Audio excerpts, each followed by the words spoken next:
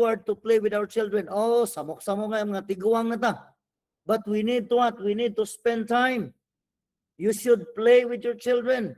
Do not allow your children to be shifted from, playing from other worldly things, especially gadgets. So, while our children are still young, while your children are still with you, please spend time with your children. Spend time when you have time to play with your kids, when you have time to talk with your kids.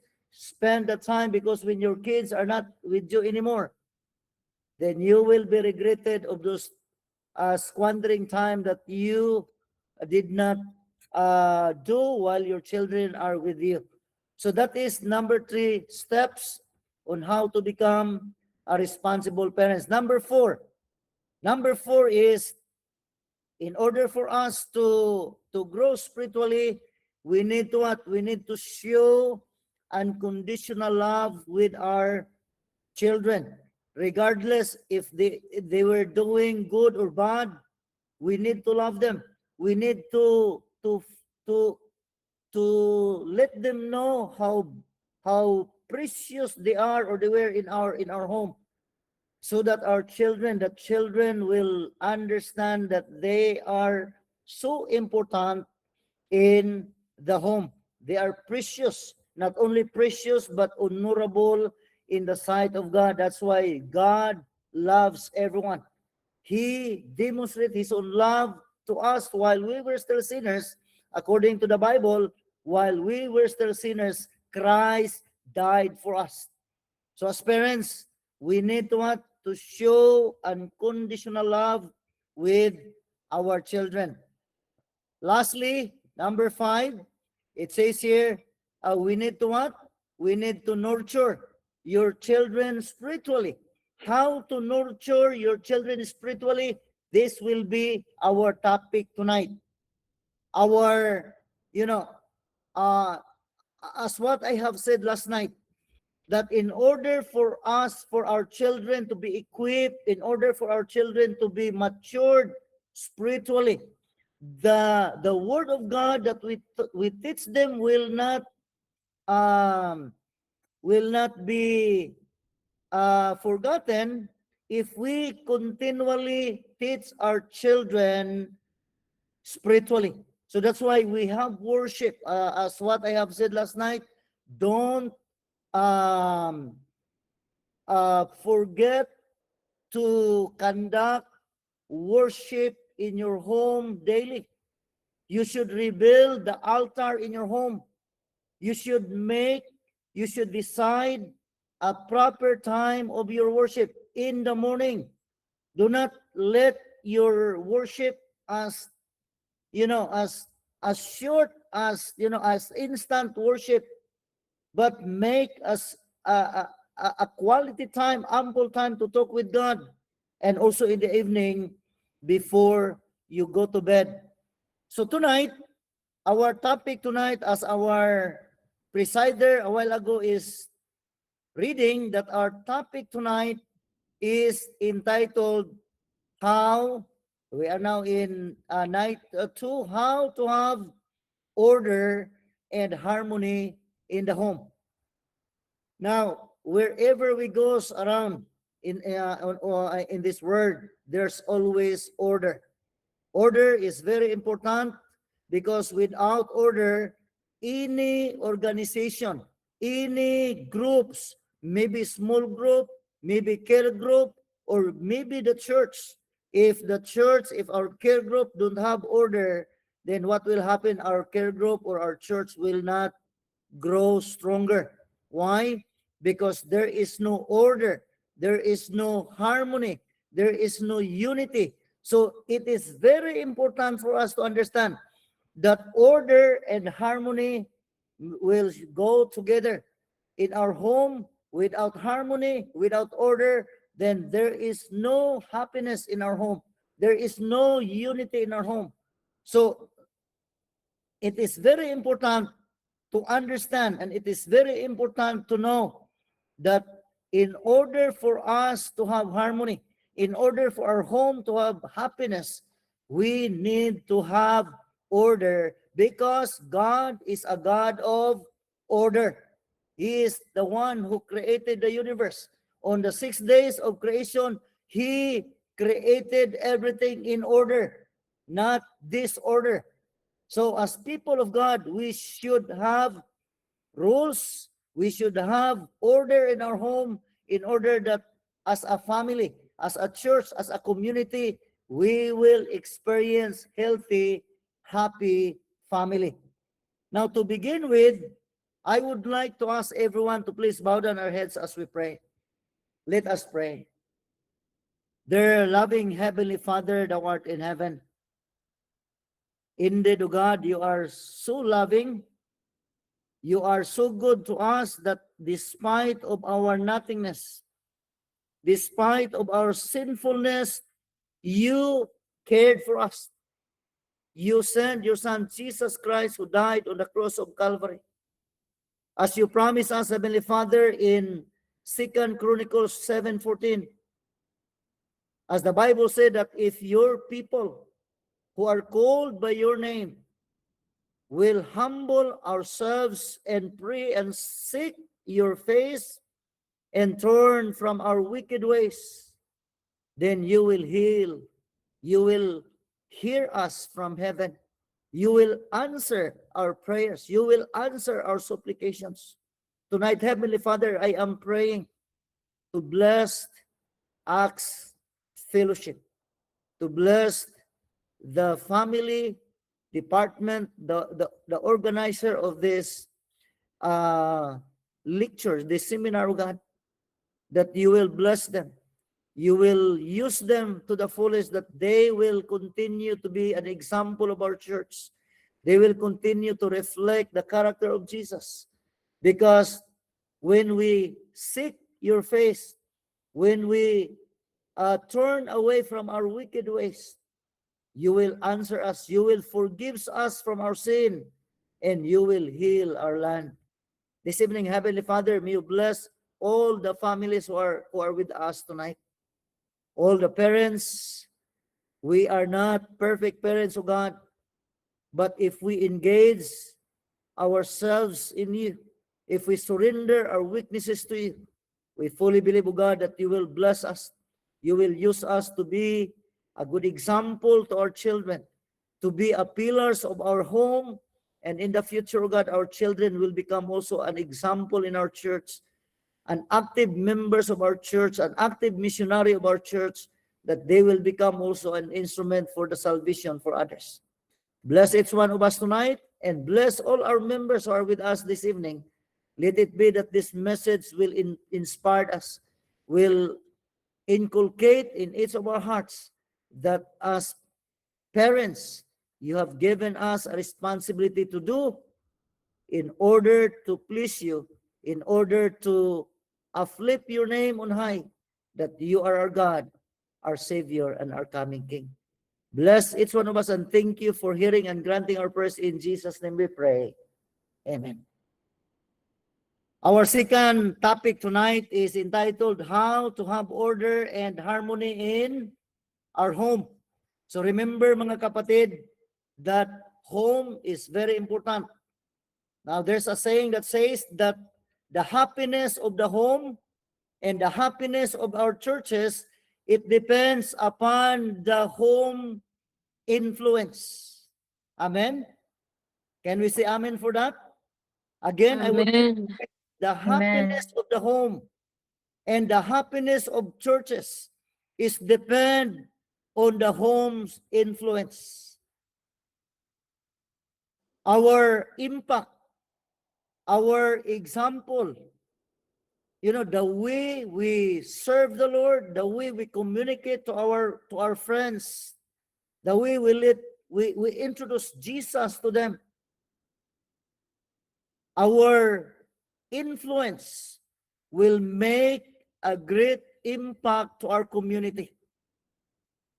Even though you will not speak, or even though you do not know how to give Bible study, if you engage your life, yourselves to the Lord, if you make God as the center in your family every day, your influence can make a big impact to the community, and they will know that you are the sons of God.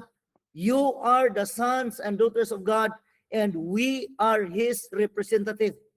We are God's representative. We are God's witnesses. We are God's ambassadors to tell the people who Jesus is in our lives daily.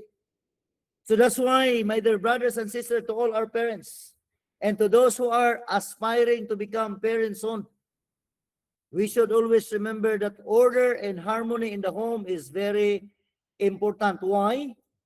Because families are what? Families are important to God.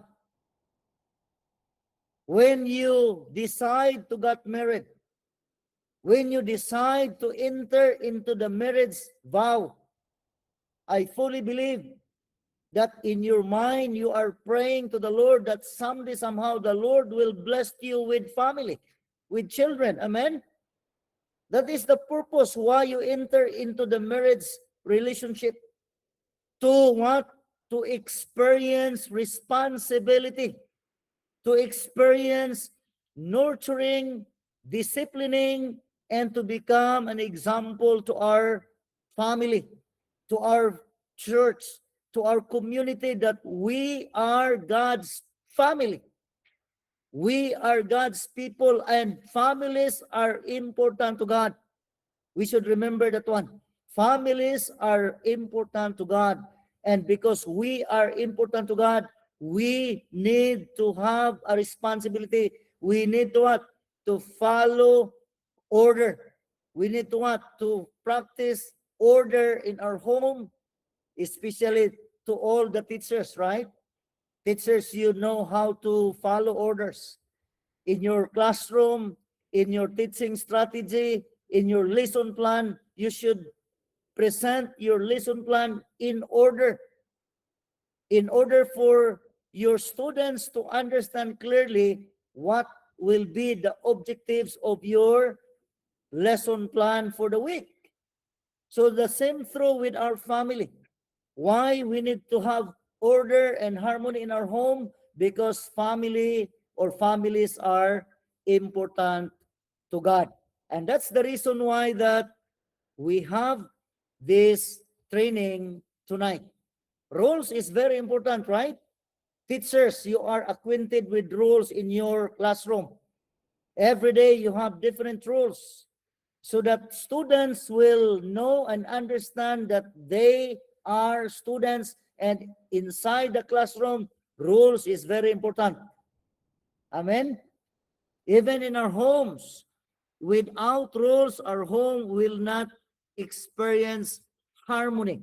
In our home, if there is no rules, there is no peace. There is no proper government. There is no proper rules to follow. Why? Because there is no rule. Like, for example, I'll give you some example of rules. But before that, according to Joshua 24:15, it says, but if you refuse to serve the Lord, then choose today whom you will serve. Would you prefer the gods your ancestors served beyond the Euphrates or Euphrates?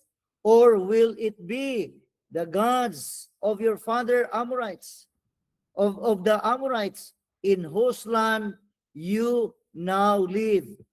But according to Joshua, but as for me and my family, we will serve the Lord. It is my prayer tonight to everyone, to all our parents, to all our parents, to all our family, that it is our prayer that despite of the difficulties, the challenges that we were facing every day, it is our prayer that we will be sincere and we will be obedience to the Lord. That the same prayer of Joshua, that we will say, but for me and my house, but for me and my family, we will serve the Lord. This is a powerful reminders to every one of us that we as parents, we have obligation.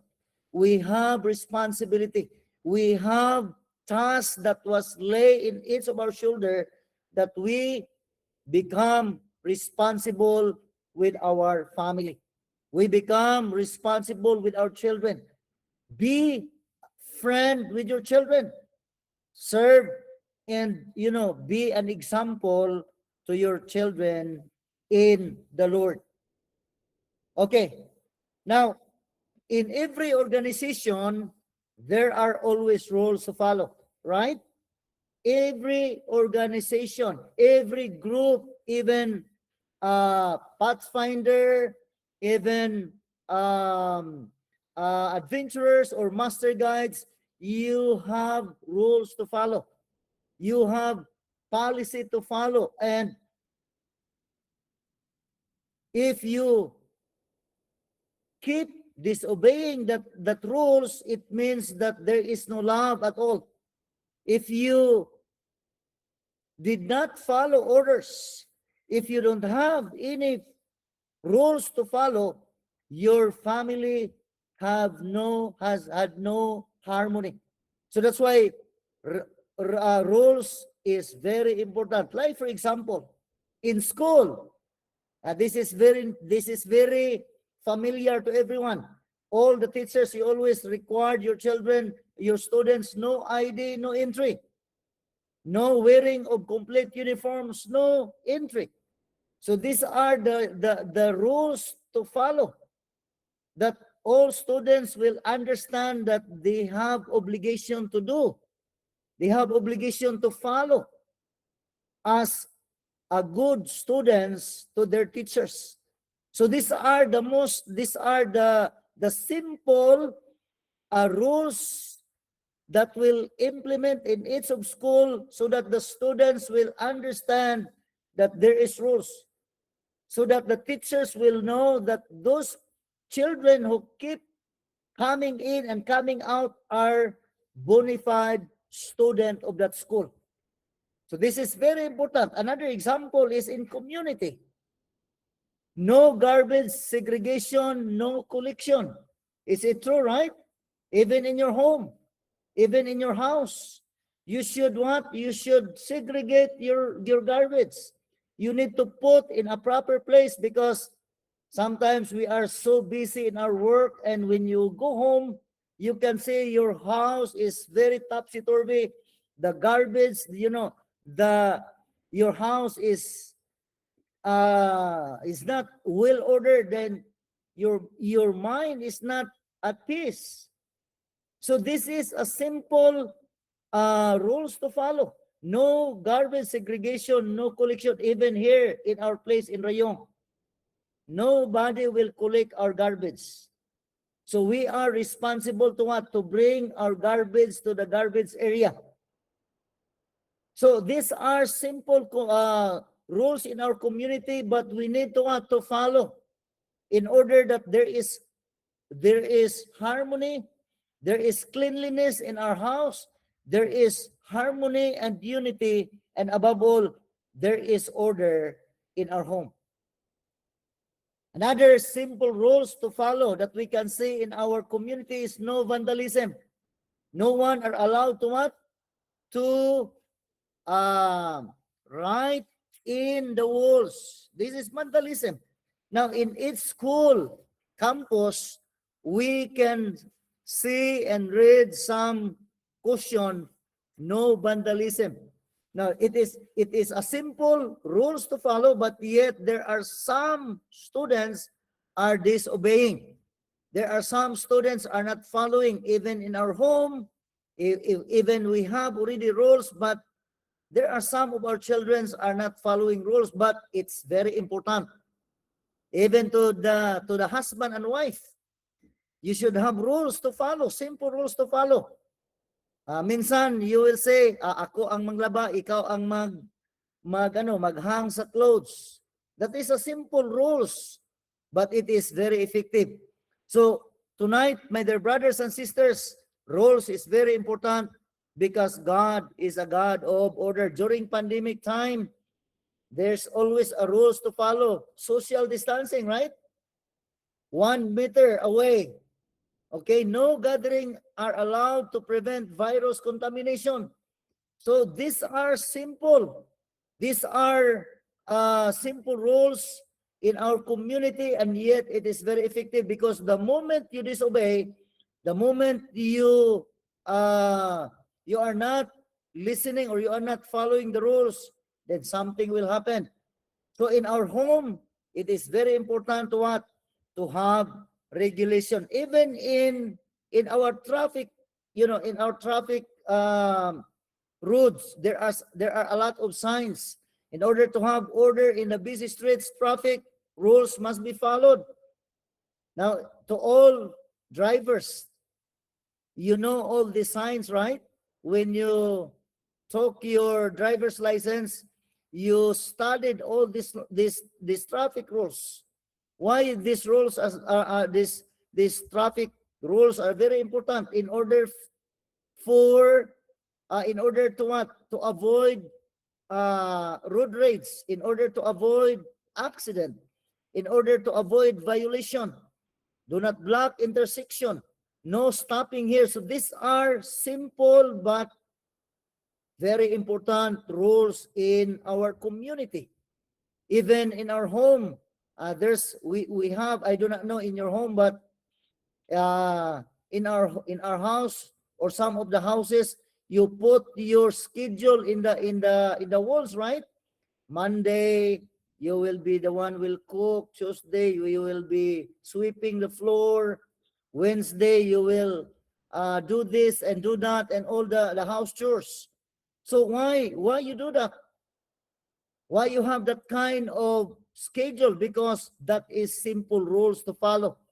And sometimes we will not forget our responsibilities. So these are simple but very important.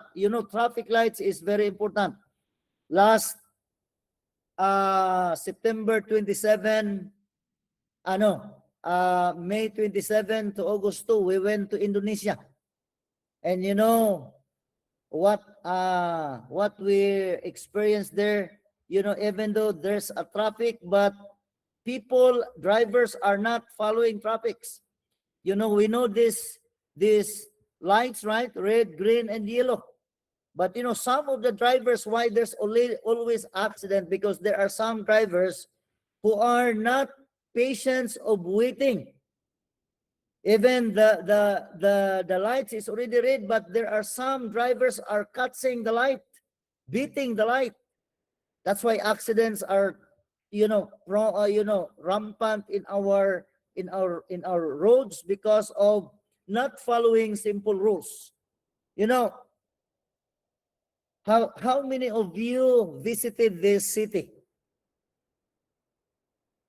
Who can guess which country is this? Are you safe traveling this kind of city? Can you dare to drive your car and catching the traffic like this? It's so scary, right? In Indonesia, this is also the situation. Now, this picture, I took this from Vietnam. From Vietnam. Now, there are some cities that they are not too keen to follow rules and regulation. In Indonesia, even there's a police outpost, or even there is a police in the road, but drivers are so reckless. They always catching the light. They always beating the light. And if you are driver and you are driving at the middle of that circle there, what you gonna do? It's not safe, right? So that's why order is very important. Not only in the traffic light. Look at this city. When the people are following the rules, the traffic, there is, the cars or motorcycles are organized, waiting for the right time, right? So, accident will be, how to say it, they can avoid accident because they follow the traffic rules in the city. Even in basketball, even in football, even in lawn tennis or in badminton, there's always rules. I know some of you are teaching physical education, and you know the rules when you play badminton, when you play lawn tennis or basketball, there's always a referee, right? The referee knows the rules. So if you violate the rules, then you will receive violation. You will receive the violation that you commit. So that's why there is always violation. In basketball, there's always violation. Traveling, you know, a lot of violations. So rules is not only applicable in some organizations, but every organizations, every games, sports, boxing, wrestling, swimming, all those sports have their own rules to follow.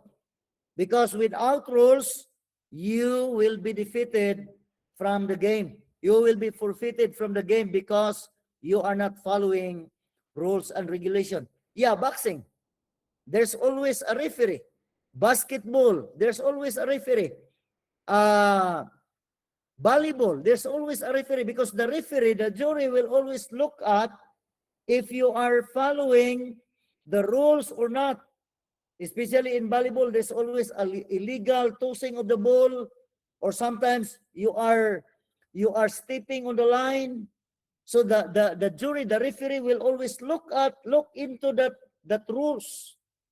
So this is very important for us to understand that we are living in this world that we need to follow rules and regulation. And there is happiness, there is harmony, there is order if we follow rather than we disobey, right? So obedience, according to Apostle Peter, obedience is better than what? Sacrifice, according to Prophet Samuel. So we need to obey. We need to what? To follow in order for us to be safe from all our endeavors. How about in our home? What will be your rules? What is your rules in your home? Do you have rules to follow? Or alay kaday lang, kung unsa lang ang manunungan? So in our home, there is rules to follow. Now, according to the writings of Mrs. White, it says here, every family should have rules. Family rules help children understand what behaviors are okay and not okay. This is very practical, right? In our home, this is very practical. Like before, when I was young, you know, if visitors will come in our house, we have rules in our house that if there is visitors, we need to get inside a room because we are not including with their conversations because we are young. But I know that that is not okay. But you know, sometimes in my time that is effective. Sometimes our children are when we tell them, when we talk to them that, oh, do not say that one because that is not good. Sometimes our children will rebuttal. So rules is very important. We need to what? We need to create rules to follow in our home. And see to it that if you have rules, when your rules say like that, you should follow. Do not also disobey, because if you disobey, then how your family will follow if you also are disobedient? So we need to follow, because behavior, you know, children will understand behaviors, what is okay or not okay. So that is very important. Just wait for a moment, mga Exxon. Kuya, just call mama kuya because I had worship first, okay? Hello pa? Yeah, just call mama na. Just call mama. I have worship first. Okay. Okay, thank you, Nak. Love you. All right. Number 2. Second, as children grow, they will be what? They will be in places where they have to follow rules. So why rules is very important in our home? Because when they will go somewhere, they will go some other places, it is not hard for them to follow because in the house, they already follow rules and regulation. Now, sad to say mga kapatid, I had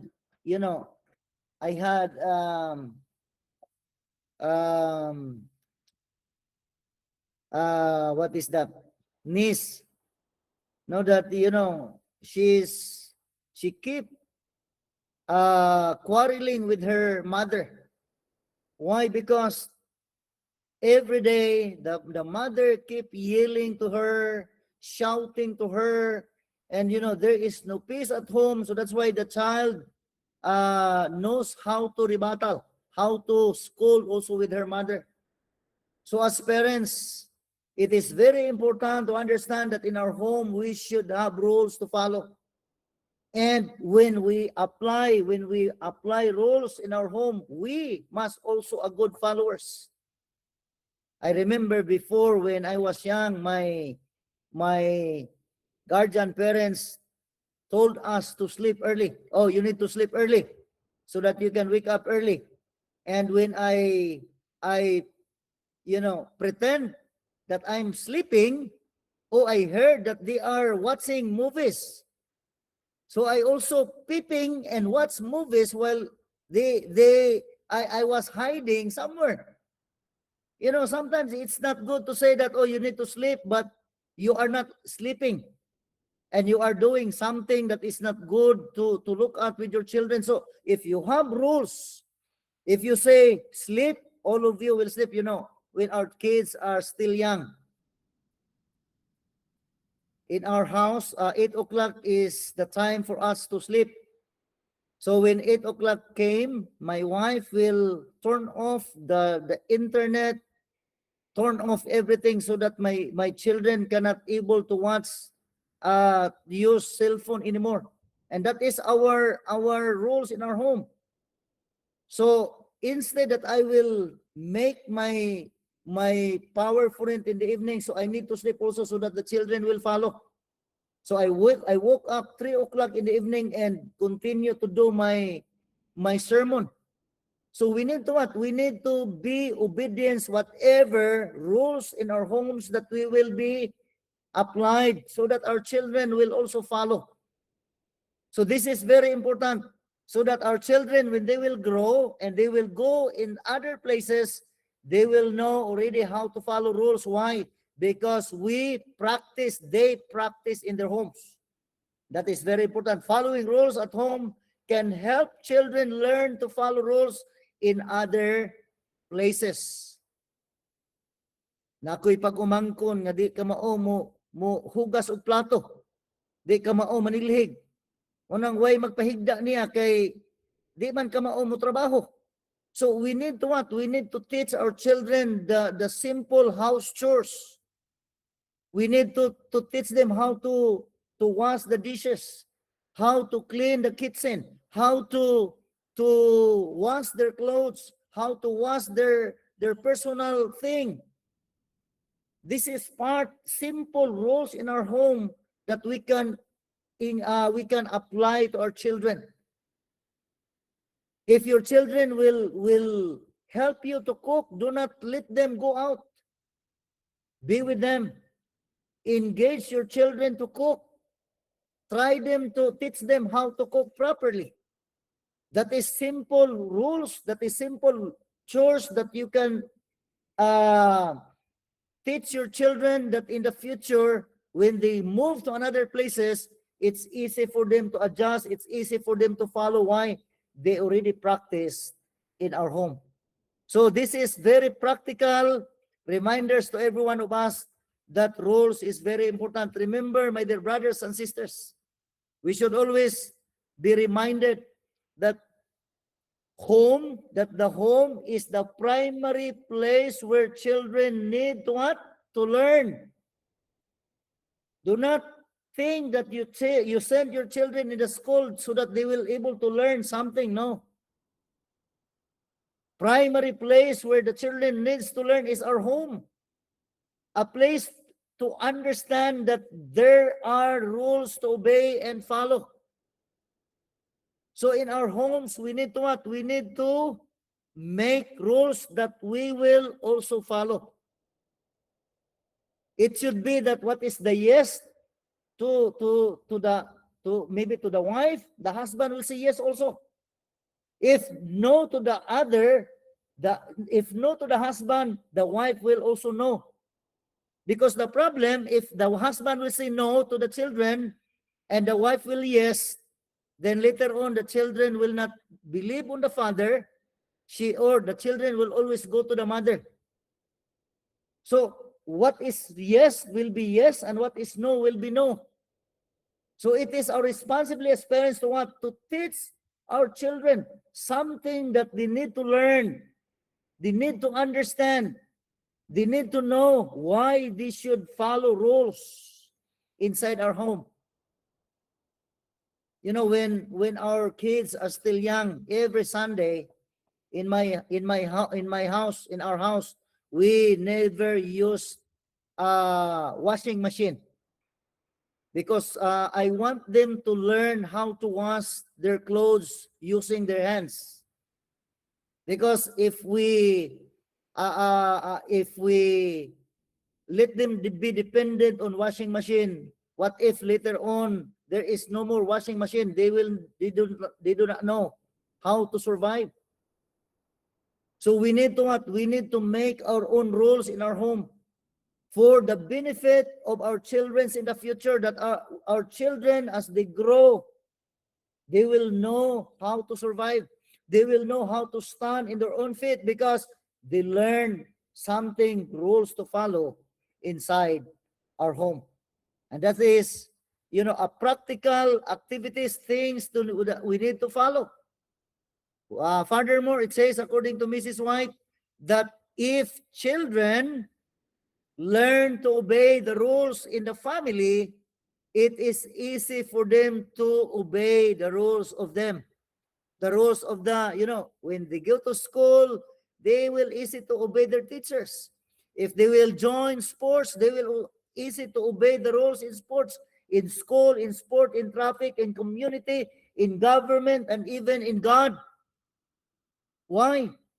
Because we parents teach them, give them an influence how good or how important to obey, to follow simple rules in the family.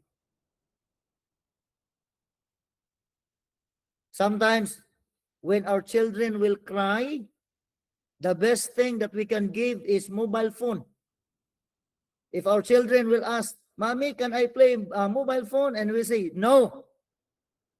But when the children will cry, then we will say yes. So we need to what? We need to have a specific rules. We need to be strong in our rules, that what is no, and what is right is right. So that when our children will grow, they will understand how to obey in the school. If the children are obedient in school, I fully believe that they were obedient inside the home. Amen? If they were obedient in sports, in traffic, in community, it's because they were obedient inside our home. So that's why we parents have a greater responsibility to what? To teach our children daily, according to Deuteronomy chapter 7. We need to teach them diligently. So we, our parents, we have responsibility. Do not be pretentious that, oh, I'm already supporting my children with their clothes, with their shelter, with their education, then it's enough. No. Be a model in a Christian way.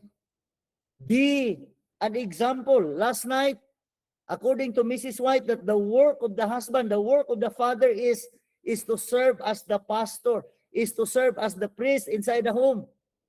lead out to lead out the spiritual food inside our home. So husband, we as husband, it is our responsibility to what? To be strong in our spirituality. We need to be the elder of our home. If you are not elders in the church, be an elder of your home. Be an example. Be a model in Christian life, in spiritual life, so that your children will be also obedience to God, not only to the community, but they will be obedience to the Lord. Why?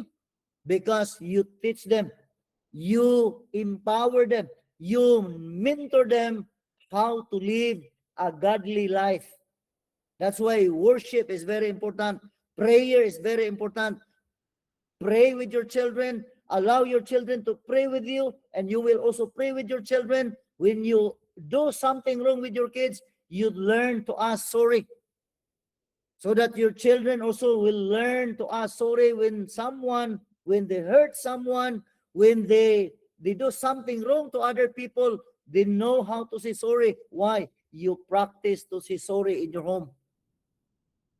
That is simple, that is common, but very effective if we make rules to follow in our home, in our family. Another thing, it says here, the home is the first place where parents should give proper instruction. This is wonderful. So, kindly, I want you to contemplate this message from Ellen G. White, that if the home is the first place for learning, if the home is the first school for our children, we parents, the home is the first place where parents should what? Should give proper instruction. So we need to what? We need to practice godly parents, godly behavior in our home. We need to what? To give proper instruction. What is right, what is yes, and what is no is no. Last night we learned that according to Mrs. White, that do not let the children lead you. Usahay sa ato karon ang mga bata na may lead na to. Sometimes we cannot say no to our children. But we are reminded tonight that parents have a great responsibility to what? To give proper instruction. What is right and what is good, what is wrong. What is good and what is evil. So we have a big responsibility. That's why as Christians, as Seventh-day Adventist Church, we need to what?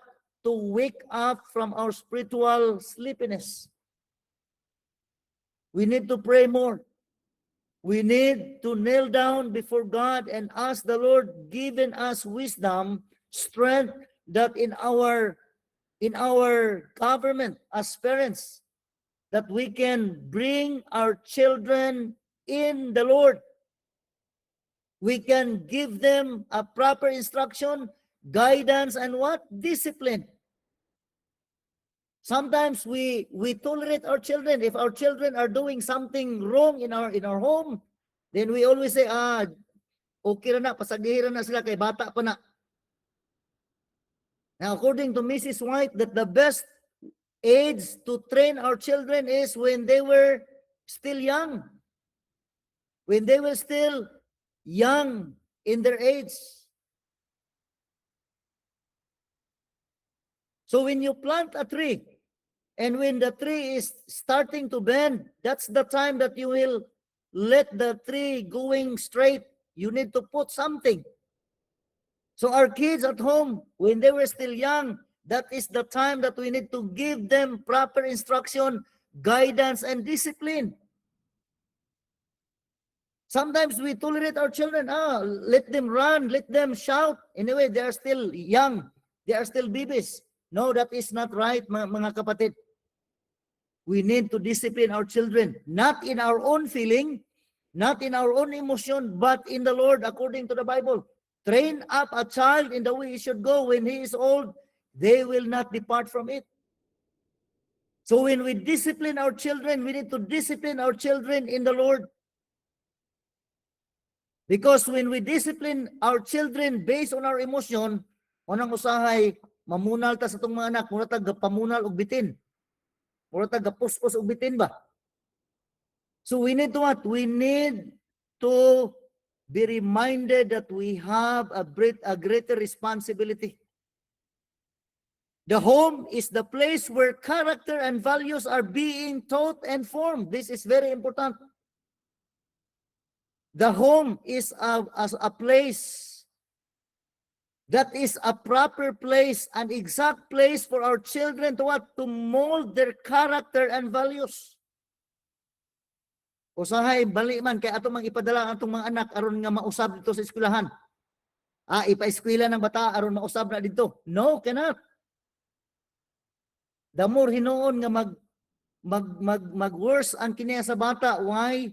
We are neglectful to train our children. So as parents, while our children are still young, this is the right time to what? To form their character and their values. We need to teach them in the Lord. Do not teach your children based on your emotion, based on your experience, but based in the Lord. Train them, teach them how to obey if we also obey to the Lord. That's why rules is very important. Make your rules in your home, and all of you should follow that rules. That's why there's a saying that there is no exemption. Sa ginagingon, there is no ignorant of the law. Ignorant excuses no one. So meaning, we should follow even simple rules in our home. We need to follow. If we have schedule Monday, Tuesday, we have a schedule to follow. We need to follow with all our hearts so that our children will understand. We can able to teach them how to form their character and values. Because if they were obedience inside our home, they will become also obedience outside our home, even in the community where they will go in the future. So these are some suggestions on our family rules. Number one, I hope and I pray that these suggestions, you can internalize this. If this suggestion will be applicable in your home. Number one, parents set the rules for the family in consultation with the children. Do not make rules that your children doesn't know what kind of rules it is. Like for example, I told my children before, my son, if you commit this one, then how many spank I will give it to you? And my son said, only one, Papa, because I know that it's very painful. I said, one is more painful, more heavier than two. And, you know, I tried to explain to him why I spank him, because I love him. So parents, it is not too late for us to what? To set the rules for our family. But we need to involve our children. We need to let them know that this is the rules that we need to follow. Everyone should follow. If 6 o'clock, no more cell phone, every one of us will follow. Because if you will say to your children, no more cell phone, and we keep playing our cell phone, then how our children will follow? So rules is very important. No one are exempted. We are not excused because we are already parents. No. If we have rules to follow, we need to what? To follow. Everyone should follow. So consult your children. Like for example, in your billing, in your home, these are the expenses that you expend every month. Tell your children, this is my salary and these are our expenses every month, so that they will understand that you don't have money. If you keep saying, oh, sorry, we don't have money, and they doesn't know that you have expenses, your children would always say, my mom is very thrifty. I know that we have money, but why they keep saying they don't have money? Involve your children in your finances. Tell them that how much you expend every month. How much is your food? How much is the education? How much is for the electricity, the water, and all the expenses? So that the children will know, oh yes, we don't have money. So make rules, because rules is very important. Number 2, rules must be based on Christian values. Ayaw po itong panahon pa sa mga katsila nga mga rules. Eh di na po ito maayo. No? So when you have rules, base your rules on Christian values. So that love, last night I present to you how can you define love. And if you have time, your children could be able to define love through time. So values is very important. When you teach your children to be honest, parents, you must be honest also. Don't practice lying. Because if you keep lying and you teach your children to be honest, how can you teach your children to be honest if you are also keep lying? So base your rules on a Christian value. That is very important. Rules number 3. It says here, rules should be few, brief, and clear. This is very important. You should make short, brief, and clear, that everybody could understand your rules and regulation. Rules must be understood by everyone. This is very important. Ayaw paghimog rules kay ikaw rin habalo sa buti pasabot ana. You should make rules that everyone should understand, because this is very important. And number 5, rules should be tell to everyone. Ayaw og tagu-tagui nga ikaw rin nabalo kung unsay rules kay imong gi-follow. It should be clear, it should be understandable, and it should be for everyone, so that there is harmony, there is order in your home, and you will experience peace, happiness, and unity, because you apply the rules in a Christian values. This is very important. So therefore, mga kapatid, number 5, it says here, number 6, rules should protect the individual rights of the family members. If your son did something wrong, do not say, oh, ikaw gyud dautan yung wan gyud kayo, tanawa imong manghod, imong magulang, buutan kay ikaw, mao gini mauna. No.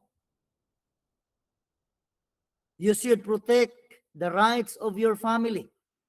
You should protect the rights of your children. According to the Philippine law, you cannot accuse someone unless they will be proven guilty. So you need to what? You need to protect. But if you know that your children are doing bad, then you tell them that they are doing bad things to the community, or to your family, or to the house. But protect the rights, because right is very important. If rules must not followed, proper discipline must be given. So this is very important. So this is now the result. If they will not follow, if they keep disobeying, then proper discipline must be given. Do not tolerate whatever things that your children are doing that is not good in the sight or in your family. You should imply, or you should do proper discipline to your children. So these are the example. I do not know if you are following but these are some suggestions, example for family rules. Maybe in your school, you have this kind of rules, be respectful. You need to respect your mother, you need to respect your father. Sa una, gagmay pa mi, you need to bless, no? Pag naay bisita, bisag di mo kaila, basta kay tiguang, you need to bless.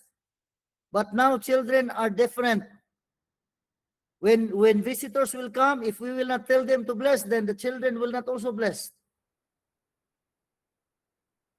So we need to what? We need to implore, we need to apply rules in our home so that our children also will grow in a Christian value. Be honest. Be responsible. These are the simple rules to follow. In your school, in your room, in your classroom, you have these rules to follow. Be grateful. Be kind. And this is biblical. You know, God is reminding to everyone that we are honorable, we are precious, and therefore we need to what? To follow the rules in our community. We need to follow the rules in our home. We need to follow the rules in our school, in everywhere they go. Behavior, values is very important. Now, there are two principles, suggestions here that we can follow in our home. I do not know if you try to follow this one, WW principle. What is this WW principle? When the child's behavior is wrong, the reward withheld. Kana bitang mingon nga, kung maka-perfect ka sa imong test, tagaan tagag 100. Unya kay, wa man ma-perfect, di ka na ko tagaan og reward, kay wa man nimo ma-perfect. Or kung good ka karon, sige, pag good ka karon, kay kung good ka karon, hatag na ko ang cellphone. Is that a kind of principle that we are followed, we practice, we exercise in our home? That is W, no? WW principle. When a child's behavior is wrong, the reward withheld. Di man ka nag-obey, so di ka na ko tagaag kwarta. Kaya inumdum mo na mga igsoon. Wa magug ka nag-obey, so di ka na ko tagaag kwarta. If you cannot memorize your assignment, then I will not give you a reward. So that is WW principle. When a child's behavior is wrong, the reward withheld. Number 2, principle. This is the RR principle. Unsa nang RR principle? When a child's behavior is right, the reward is right. With these two principles, unsa nga principles ang inyong gisunod? WW principle or RR principle? Now, it's up to you, my dear brothers and sisters. But we should always remember that we need to what? We need to teach our children Christian values. Now, here in Siratsa, there is a zoo there. We call that one Siratsa Zoo. Kinsay may nakaanhin na ninyo, anak? Nakabisita ani nga zoo? No one?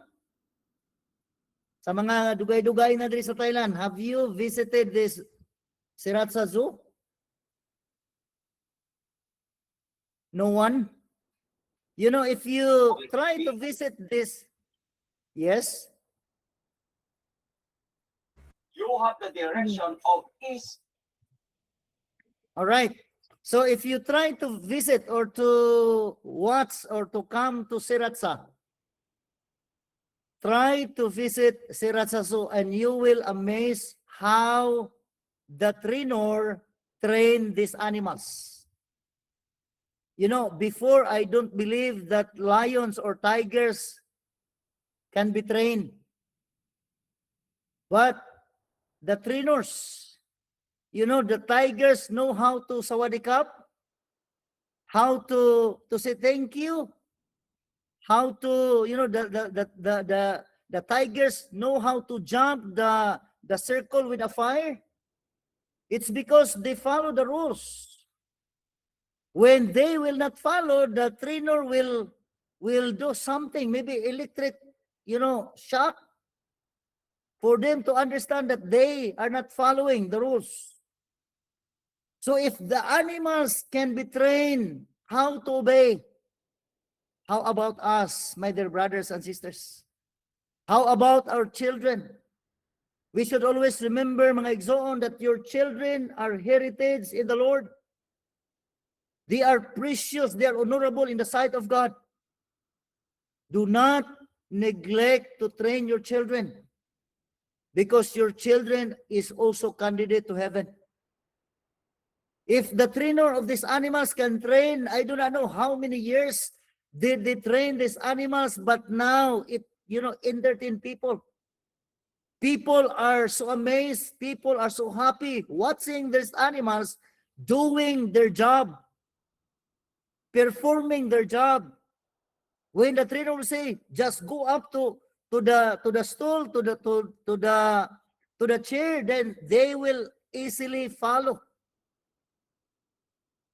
If the trainer will say, stand up, the tiger easily stand up. Why? Because there are rules to follow. So if the animals can easily follow, how about us, my dear brothers and sisters?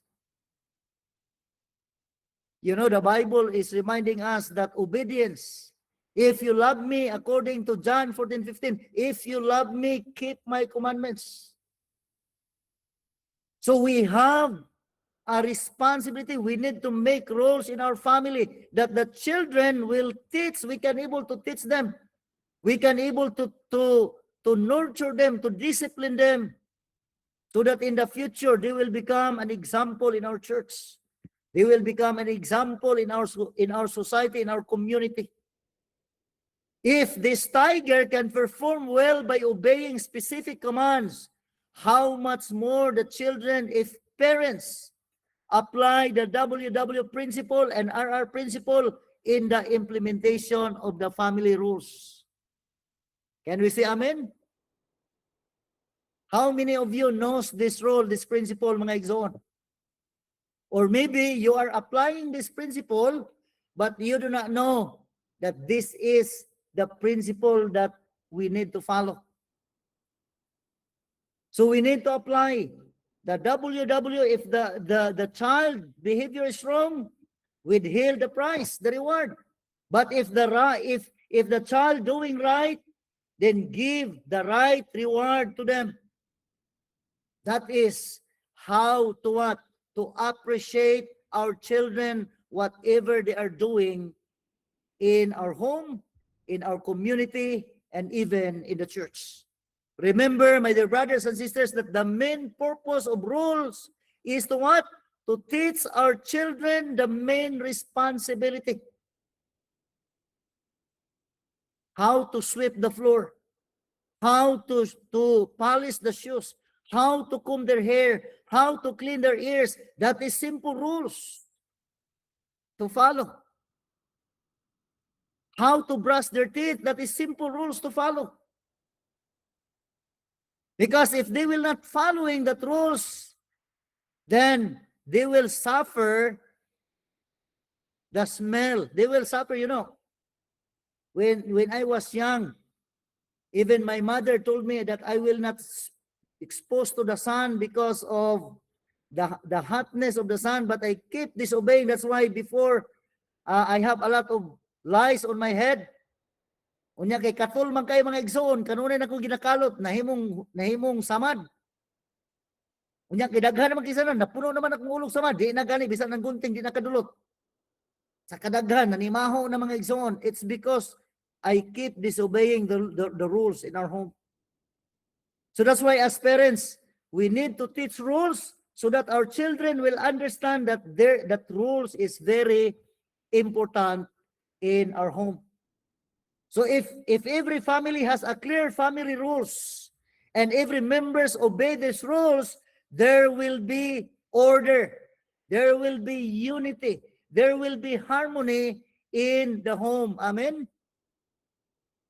This is very a simple reminders to everyone that clear family rules is very important, because if we have clear family rules and every members of the family will obey those rules, there is order, there is unity, and there is harmony in the home.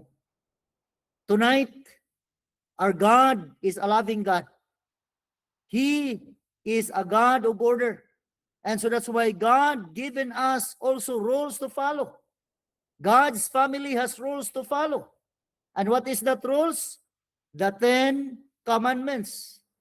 So we are encouraged that, as Seventh-day Adventists, we need to follow the rules from God.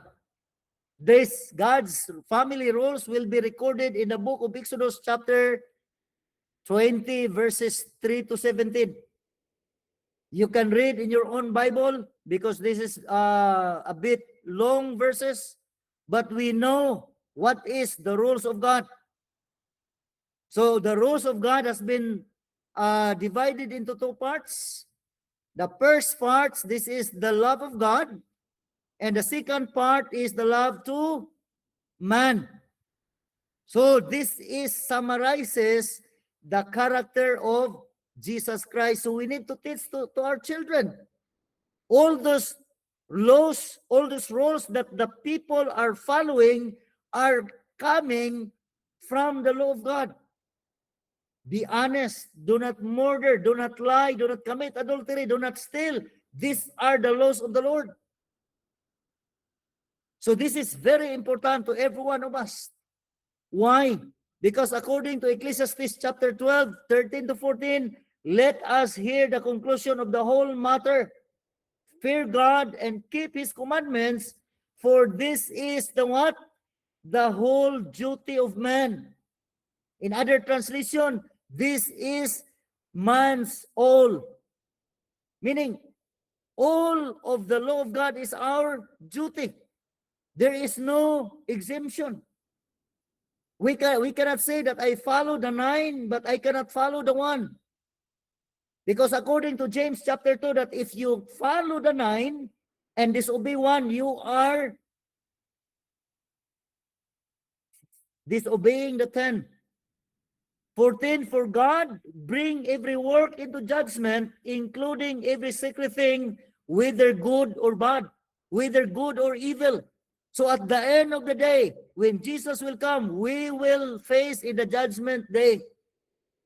No one are exempted. Last night I said that our children is very important in the sight of God because they are candidate for heaven. If we are neglectful to the spirituality of our children, we are accountable in the sight of God. You are accountable to the blood of your children. So we need to what? We need to grow in the Lord together as one, as a family, as parents, as husband and wife. We need to grow in the Lord. Even though the salvation is individual, but there's a big impact when the whole family will serve the Lord together. Amen? We need to serve the Lord together. According to King David, in Psalms chapter 40 verse 8, I delight to do your will, O my God, and your laws is within my heart. This is the prayer of David. And I hope that the attitude of King David will be our attitude, will be our behavior, that, the law of the Lord is within our hearts. We need to be sincere. We need to be honest. The coming of Jesus Christ is very soon, and there is no time for us to squander. There is no time for us to delay. Now is the time for us to come closer to God. Psalms 119, 97, and 30 says, oh, how I love your law. It is my meditations all the day.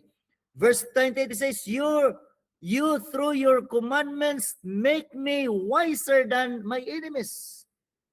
For they are ever with me. So King David realized how important the laws of God into his life. And I hope and I pray that tonight we will understand that the law of God have a greater role in our life. The law of God will point out to Jesus. The law of God will bring us closer to God every day when we follow the law of God. in the Bible. Psalms 40 verse 8, I read already this one. I delight to do your will, oh my God, your law is within my heart. So this is the prayer of King David, and I hope I will pray tonight, mga igsoon, that in order for us to have harmony, in order for us to have order in our home, be reminded with this. Remember, mga igsoon, a home has harmony only when the Spirit of God dwells there. We need to invite the Holy Spirit to live in our hearts. We need to invite the Holy Spirit to stay in our home so that the Lord will guide us. The Lord will inspire us to live in Christ daily. Set regular times for prayer and Bible study together. This is one way to be matured in our spiritual life.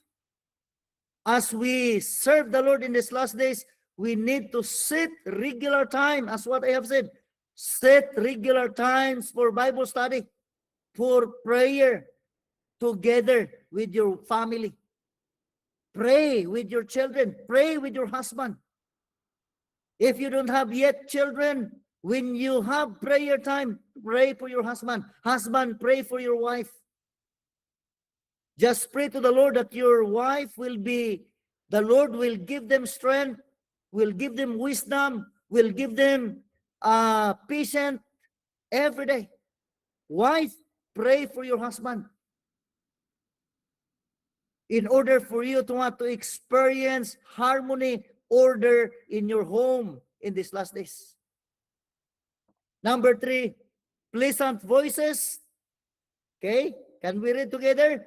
Pleasant voices, gentle action makes home what? Paradise. Wow, wonderful. Kana bitaw mga igsuon nga mingon ka nga murag di gyud ko katulog ug di ko kauli sa balay. What a wonderful experience. Pero gani og wala gali peace, mingon ka nga di naman ko ganahan muli sa balay kay pagka sa balay mura na maggubot pa sa salag sa kukok. Nalisod na mga igsuon. So make your home a paradise. According to the Bible, that you need to experience a little heaven down here on earth. And how can you do that? If you invite Jesus Christ in your home and you practice order, harmony inside your home. Lastly, to conclude our study this evening, according to Ellen White, Adventist Home, page 15, it says, the happiness of families and of churches depends upon the home influences. You should always remember, mga kapatid, you should always remember that your influence matters. Kana bitaw mubalhin na mo nga moingon inyong silingan, mingawon namin ninyo. That is wonderful. Pero galig mubalhin na mo, malipay yung silingan, something wrong with that. So influence, home influence is very important. Be a blessing not only to your family, not only to your siblings, but even to the community, because your influence matters to the people around you. My dear brothers and sisters, lastly, according to the writings of Mrs. White, Adventist Home 254, paragraph 2, it says, order and cleanliness is the what? The law of heaven. Muna naatay personal hygiene. Kamauta mo limpyo sa tong dalunggan, kamauta mo limpyo sa tong liog, kamauta mo limpyo sa atong lawas. Why? Because order and cleanliness is the law of heaven. And in order to come into harmony with the divine arrangement, it is our duty. Whose duty is this? Our duty to be neat and tasty. Wow, wonderful. Di nang pud kay abi kay minyo na ta manimahon na putang anay. Oh. Pahumot pud panalagsa mga igsoon. Oh. So order and cleanliness is very important. We need to what? To offer our body as a living sacrifice before God. We should invite Jesus, and Jesus will be happy to stay in our home. Why? There is harmony, there is order in our home, and your home will become a little heaven down here on earth. I hope and I pray, mga kapatid, that this lesson tonight will remind us that in order for us to have harmony, in order for us to have order and harmony in your home, you must set rules in your family and involve your children. May the Lord will bless us. And once again, good evening and God bless to everyone.